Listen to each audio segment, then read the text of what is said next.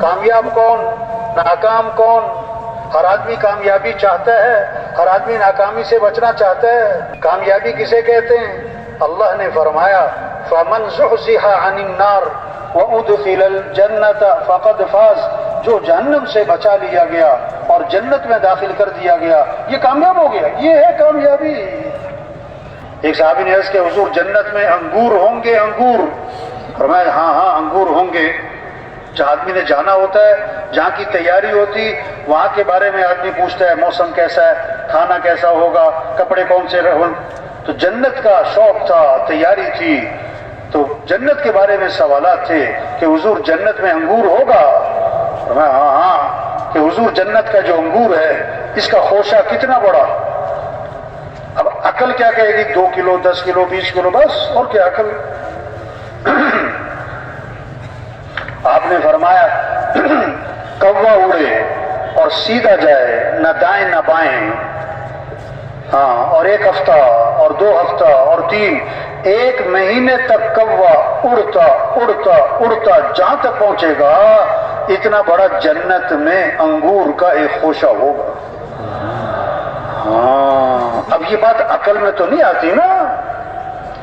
اب جو آدمی دین سے ہٹ کر چلتے ہیں، ایمان جن کا کمزور ہوتا ہے، وہ جب ایسی بات سنتے ہیں نا کہ جی اتنا بڑا انگور کا خوشہ ہوگا کہ 1 مہینے تک کوا اڑتا اڑتا جہاں تک پہنچے گا اتنا بڑا انگور کا خوشہ ہوگا، اب جن کا ایمان بہت کمزور ہوتا ہے نا وہ کہتے ہیں یار یہ کوئی بات ہے مولانا صاحب کی کرنے والی، یہ کوئی عقل کی بات ہے یار۔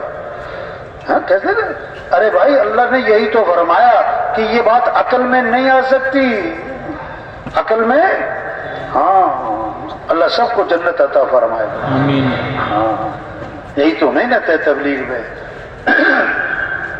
آپ صلی اللہ علیہ وسلم نے فرمایا جنت کی نعمتوں میں سے کوئی نعمت اتنی مقدار کی جو ایک ناخن اٹھا لے، ناخن اگر اس دنیا میں ظاہر کر دی جائے تو 7 زمین 7 آسمان اس سے چمک اٹھیں گے۔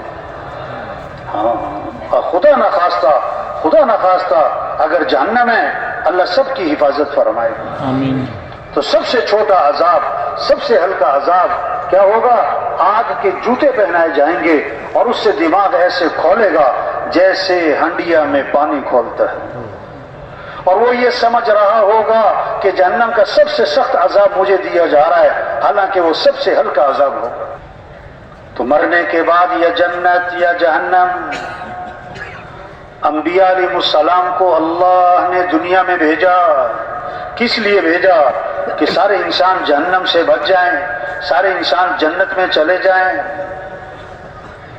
جیسے ماں باپ کو اپنے بچوں سے تعلق ہوتا ہے، ماں باپ اپنے بچوں کی رہنمائی کرتے ہیں، بیٹا یہ صحیح، یہ غلط، یہ اچھا، یہ برا، اس میں نفع، اس میں نقصان، بیٹا یہ کرنا، یہ نہ کرنا۔ اسی طرح اللہ کو اپنے بندوں سے تعلق ہے، اللہ اپنے بندوں کی رہنمائی کے لیے انبیاء علیہ السلام کو بھیجا۔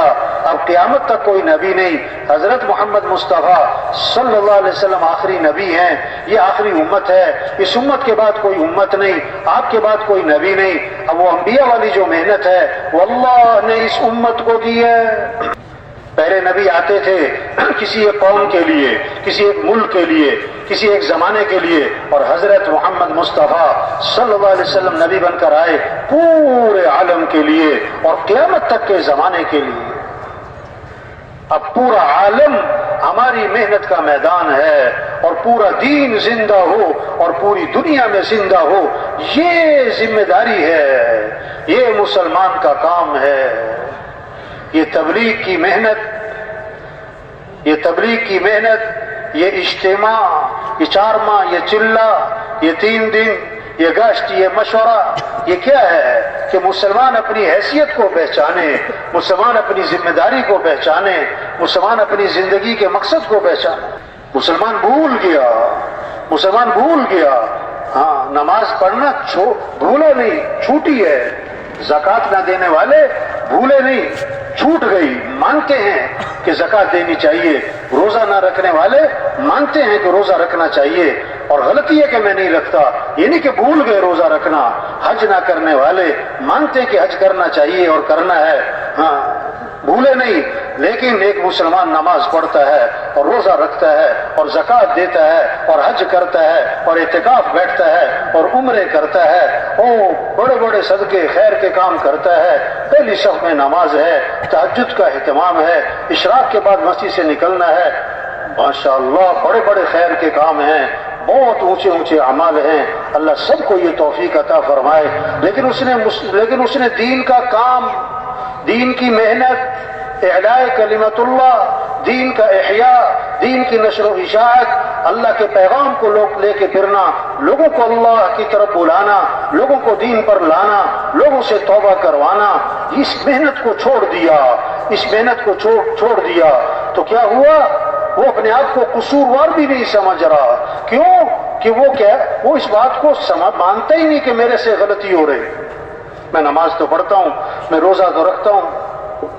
وہ بھول گیا اپنا کام، اپنی حیثیت، اپنی ذمہ داری۔ ہاں دین اور چیز، دین کی محنت اور چیز ہے۔ نماز پڑھنا دین، روزہ رکھنا دین، حج اعتکاف دین، اور دین کی محنت۔ تبلیغ میں جو محنت ہو رہی کیا ہے کہ مسلمان اپنی حیثیت کو پہچانے۔ ہم مسلمان ہیں، سب کہیں الحمدللہ، یا اللہ۔ جو اسلام کی نعمت سے محروم ہیں، توبہ توبہ، کتے کھاتے ہیں، چوہے کھاتے ہیں، توبہ توبہ توبہ توبہ توبہ۔ اللہ نے کتنی بڑی نعمت دی، ایمان کی دولت، اسلام کی دولت، کلمے کی دولت۔ مسلمان ہونا بڑی بات ہے، افسر ہونا، وزیر ہونا، وزیر اعظم ہونا بڑی بات نہیں، مسلمان ہونا بڑی بات ہے۔ اللہ نے ہمیں مسلمان بنایا، یہ بہت بڑی نعمت۔ ہم مسلمان ہیں، کیا مطلب؟ ہماری جان اسلام کے لیے، ہمارا مال اسلام کے لیے، ہمارا جینا مرنا اسلام کے لیے۔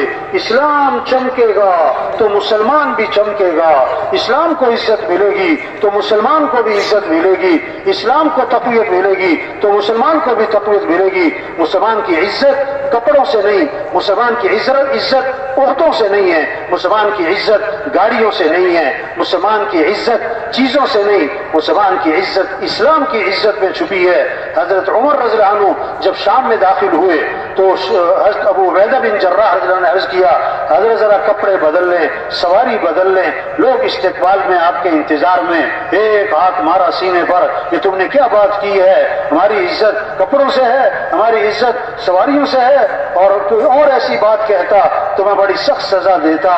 اور ایک بہت طاقتور جملہ ارشاد فرمایا اور قیامت تک کے مسلمانوں کو پیغام دیا، کیا؟ اعزنا اللہ بالاسلام۔ اللہ نے ہمیں جو عزت دی ہے وہ اسلام کی وجہ سے دی ہے، اور اگر اسلام کو ہم چھوڑیں گے اللہ ہمیں ویسے ہی ذلیل کرے گا جیسے پہلے ہم ذلیل تھے۔